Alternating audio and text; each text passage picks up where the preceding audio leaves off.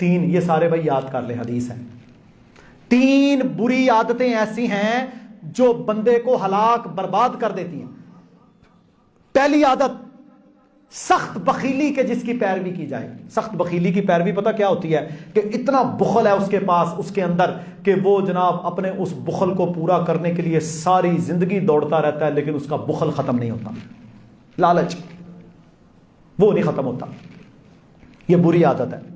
ایسی خواہشات کہ جن کا پیچھا کیا جائے، یہ بھی بری عادت ہے۔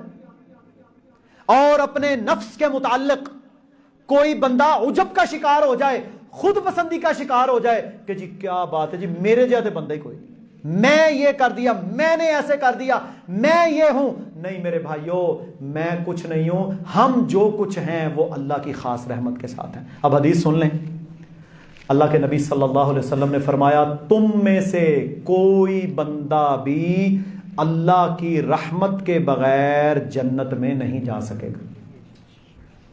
ہم میں سے کوئی بندہ بھی اس رب العالمین کی رحمت کے بغیر جنت میں نہیں جا سکے گا۔ اپنے اعمال کی وجہ سے کوئی جنت میں نہیں جا سکے گا کہ جی میری اتنی تجدیں ہیں، اتنی یہ ہے، اتنا وہ ہے نا۔ اللہ کی رحمت ہوگی تو صحابی جو تھے نا، سادہ لوگ تھے، انہوں نے کہا یا رسول اللہ صلی اللہ علیہ وسلم کیا آپ بھی؟ صحابی نے آگے سے کیا سوال کیا کہ اللہ کے نبی صلی اللہ علیہ وسلم آپ بھی اللہ کی؟ فرمایا ہاں، پر مجھے تو میرے اللہ کی رحمت نے گھیرا ہوا ہے، مجھے تو میری اللہ کی رحمت نے گھیرا ہوا ہے۔ یعنی ہم سب اگر جنت میں جائیں گے تو اپنے اعمال کی بنیاد پر نہیں جائیں گے، اس رحمت کی بنیاد پر جائیں گے۔ لیکن ہم نے اس غفور الرحیم کے کہنے پر اعمال چھوڑنے نہیں ہیں بلکہ کرنے ہیں،